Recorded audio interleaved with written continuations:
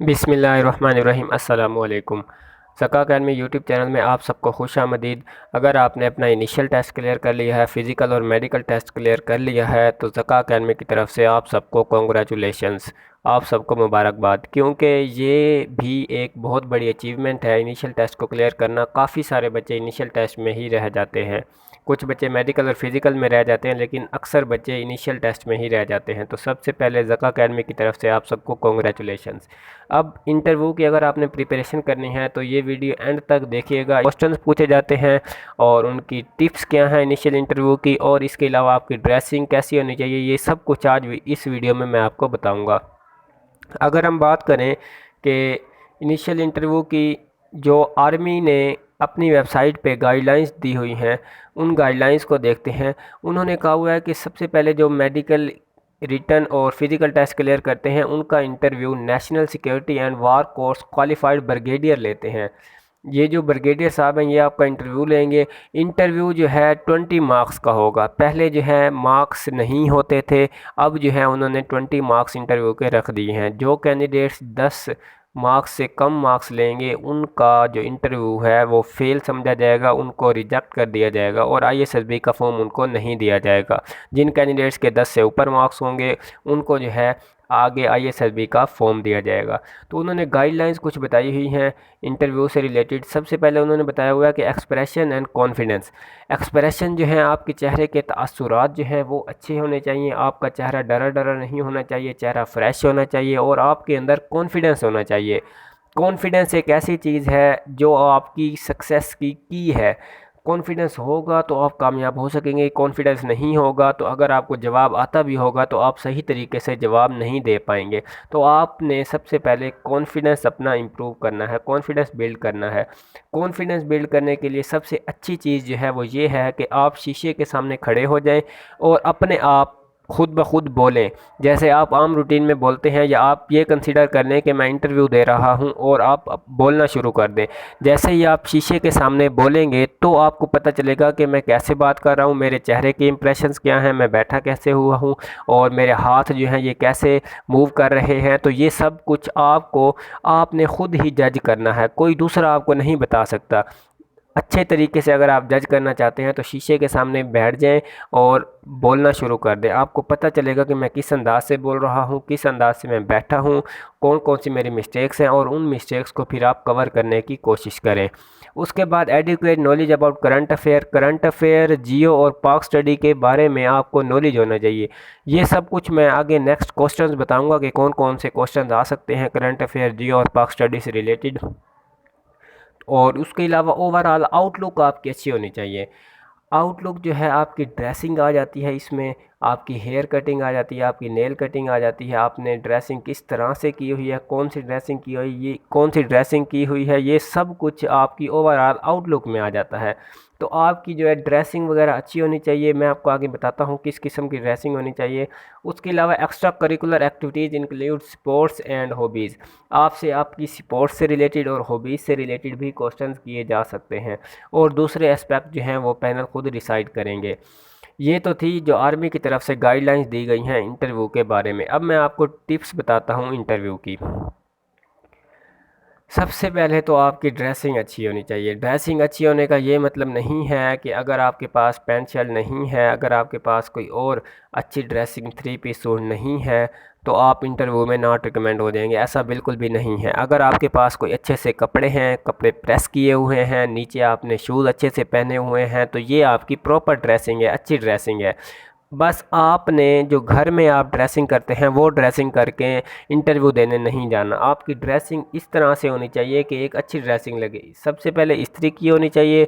उसके बाद जो है, अगर आप पैंट शर्ट पहन के जाते हैं उसके नीचे शूज़ अच्छे से होने चाहिए और शूज़ पॉलिश होने चाहिए, पैंट शर्ट भी इस्त्री होनी चाहिए। उसके बाद जो है, अगर आपके पास पैंट शर्ट नहीं है तो कोई बात नहीं, आप कपड़ों में भी जा सकते हैं। कपड़े भी प्रेस होने चाहिए, इस्त्री किए होने चाहिए, और उनके नीचे कोई अच्छे से शूज़ पहन के चले जाएं। ये नहीं है कि आपने घर वाले ही शूज़ चप्पल वगैरह पहन के चले जाने हैं, ये बिल्कुल भी ऐसा नहीं आपने करना।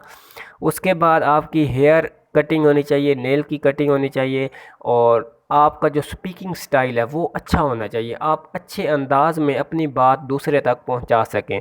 ये सबसे अहम चीज़ है। एक कॉन्फिडेंस, दूसरा स्पीकिंग स्टाइल, आप किस अंदाज में दूसरे तक अपनी बात को पहुंचाते हैं। उसके बाद लैंग्वेज जो है, जिस लैंग्वेज में वो आपसे क्वेश्चन करें उसी लैंग्वेज में आपने जवाब देना है। ये नहीं है कि आपसे वो उर्दू में क्वेश्चंस कर रहे हैं तो आप इंग्लिश में जवाब दे रहे हैं, ऐसा बिल्कुल भी नहीं करना। जिस लैंग्वेज में वो आपसे पूछें उसी लैंग्वेज में जवाब आपने देना है। उसके अलावा नॉलेज आपके पास होना चाहिए। ये नॉलेज, जो क्वेश्चंस करेंगे उनसे रिलेटेड नॉलेज आपके पास होना चाहिए। वो आगे क्वेश्चंस डिस्कस करते हैं कौन कौन से क्वेश्चंस कर सकते हैं वो।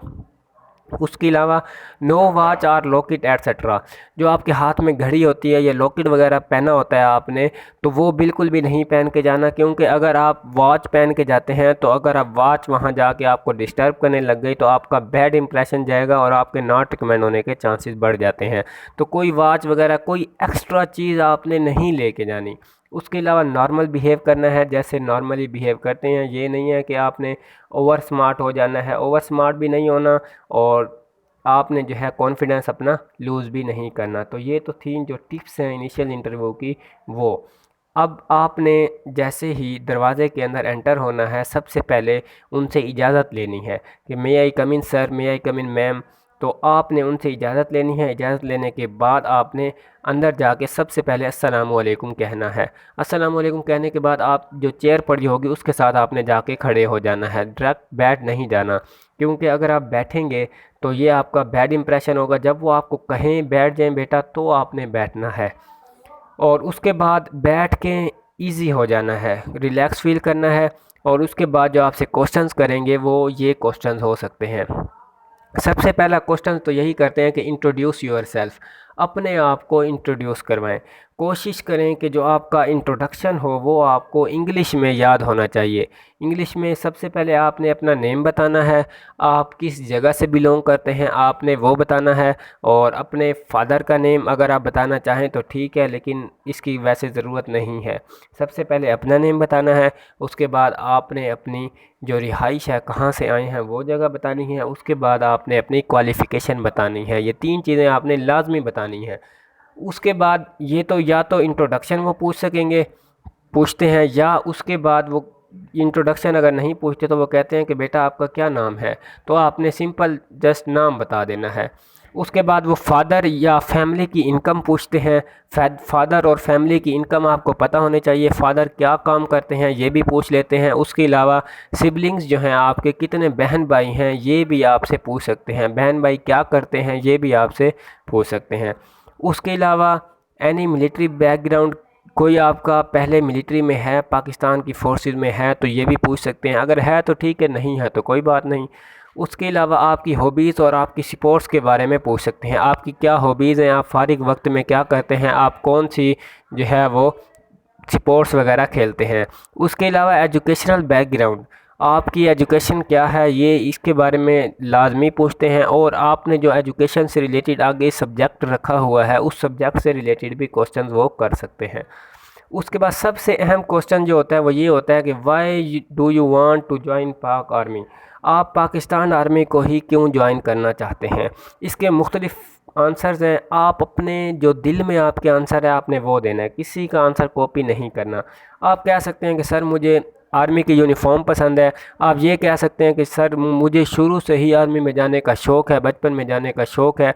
तो कोई भी आंसर होगा ना आपका, देखें ये इस जवाब का ना, इस सवाल का कोई भी जवाब गलत नहीं होता। ये आप पे डिपेंड करता है कि आप जवाब किस तरह से देते हैं। आप एक सेटिस्फाइड जवाब दे देते हैं या नहीं देते। कोई भी जवाब जो होगा वो गलत नहीं कंसीडर किया जाएगा। आप कुछ भी कह सकते हैं। उसके अलावा ये मैंने वीडियो बनाई हुई है इसके ऊपर कि why do you want to join Pakistan army, उसका लिंक मैं डिस्क्रिप्शन में दे दूंगा। अगर वो वीडियो आप देखना चाहें तो वो वीडियो भी आप देख सकते हैं। उसके अलावा मिलिट्री से रिलेटेड जो क्वेश्चन आते हैं वो आपसे पूछ सकते हैं कि हाईएस्ट मिलिट्री अवार्ड कौन सा है पाकिस्तान का, तो वो निशान हैदर है। उसके अलावा हाईएस्ट सिविल अवार्ड पूछ सकते हैं कि सिविल अवार्ड कौन सा है पाकिस्तान का, तो वो है निशान पाकिस्तान। उसके अलावा करंट जो जनरल हैं पाकिस्तान आर्मी के, या एयर चीफ मार्शल हैं, या नेवी के एडमिरल हैं, इन तीनों फ़ौज के जो बड़े अफसरान हैं उनके नाम पूछ सकते हैं। आर्मी का होगा तो वो जनरल का नाम पूछेंगे, अगर एयर चीफ मार्शल जो एयर फोर्स के बड़े हैं उनका नाम पूछ सकते हैं, और एडमिरल जो नेवी के बड़े हैं उनका नाम पूछ सकते हैं। इन तीनों के नाम आपने याद करके जाने हैं।